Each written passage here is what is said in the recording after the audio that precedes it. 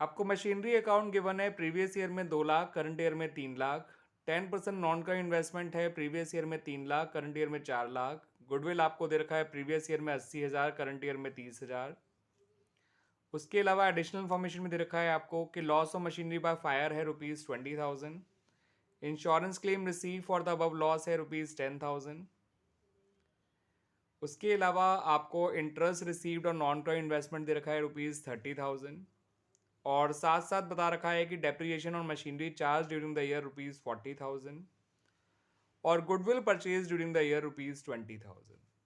आपसे कहा गया है कि बच्चों बताइए cash flow from investing activities कितना होगा, वो कैलकुलेट करके बताइए।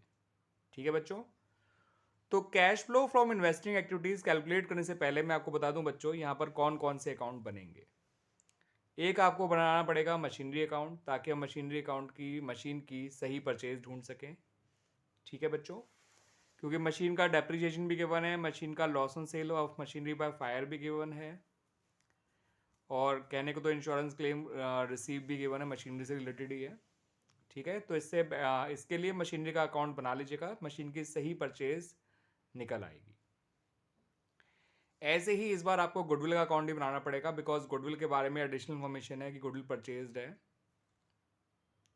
ठीक है, वैसे उसका अकाउंट ज़रूरी नहीं है क्योंकि परचेज आपको क्लियरली गिवन ही है, और जो भी डिफरेंस होगा वो आपका गुडविल अमोर्टाइज निकल कर आएगा अकाउंट बना के भी। तो गुडविल अमोर्टाइज वैसे भी इन्वेस्टिंग में नहीं आता, तो वो किसी काम का फिलहाल नहीं है, अकाउंट मत बनाइएगा।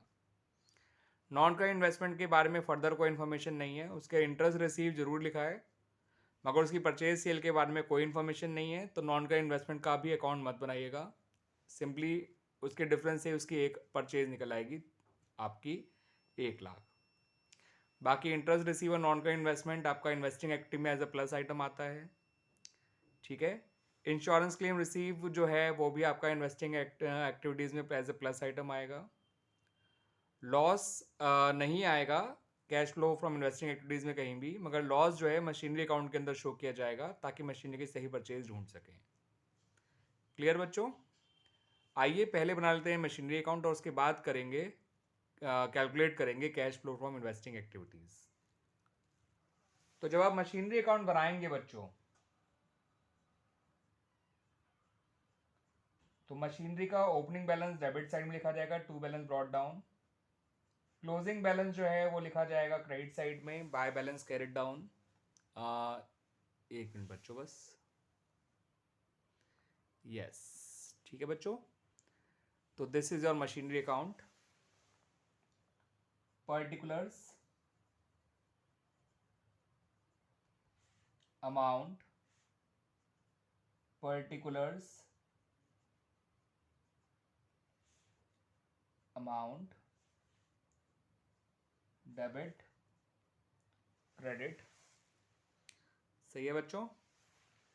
मशीनरी का ओपनिंग बैलेंस यहां लिखिए जो कि 2 लाख रुपए है, तो to balance brought down 2 lakh रुपए लिखिएगा बच्चों, और जो क्लोजिंग बैलेंस है उसको यहां लिखिए बाय बैलेंस कैरिड डाउन, ये लिखिएगा 3 लाख। मशीनरी पे जितना डेप्रिसिएशन चार्ज किया गया है उसको यहां लिखिए बच्चों बाय डेप्रिसिएशन अकाउंट, वो है 40,000। और जो मशीनरी को पे लॉस हुआ है ड्यू टू फायर वो भी लिखिए क्रेडिट साइड में by loss by fire account.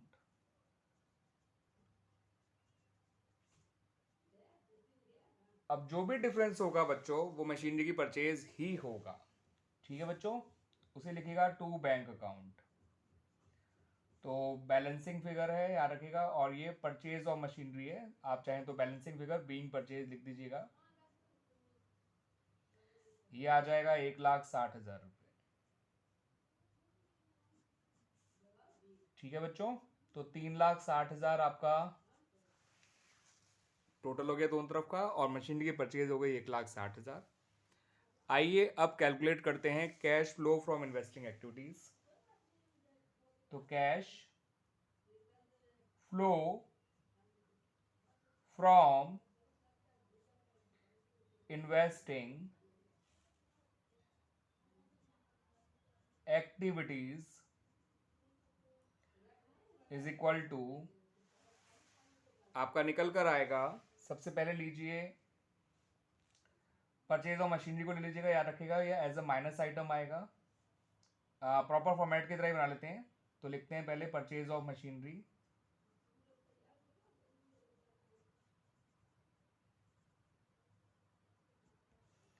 ये आएगा ₹1,60,000 एज अ माइनस आइटम। उसके अलावा आपको परचेज ऑफ गुडविल भी नजर आ रही है बच्चों, जो क्वेश्चन में खुद ही दे रखा था। ठीक है बच्चों, तो परचेज ऑफ गुडविल 20,000 ये भी माइनस में आएगा। जो नॉन करंट इन्वेस्टमेंट आपका बढ़ रही है तो वो भी परचेज ही है, तो purchase of non current investment,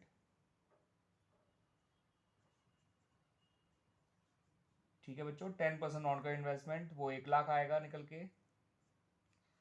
उसके अलावा इंटरेस्ट रिसीव्ड जो है आपको मिला है इस नॉन करंट इन्वेस्टमेंट पे, वो ले लीजिएगा, इन्होंने खुद ही निकाल के दे रखा है 30,000। और उसके अलावा इंश्योरेंस क्लेम रिसीव को भी लीजिएगा, क्योंकि पैसा तो वहां से भी आया ही है, ये एक्स्ट्राऑर्डिनरी इनकम है रिलेटेड टू इन्वेस्टिंग एक्टिविटी, तो इसको भी हम प्लस करेंगे प्लस में, क्योंकि पैसा आया है। तो आपका इसका फाइनल आंसर निकल कर आएगा बच्चों 160, 180, 280, 280 माइनस 40 इज 2,40,000। नेगेटिव आइटम है तो ये कहलाएगा cash used in investing activities. और इस तरह से हमारा ये क्वेश्चन कंप्लीट हो जाएगा बच्चों। मैं यहाँ पर ये भी बता दूं बच्चों कि this is question number 34 of CBSE sample paper 2023 released by the CBSE board for the board examination 2023। ठीक है बच्चों, थैंक यू।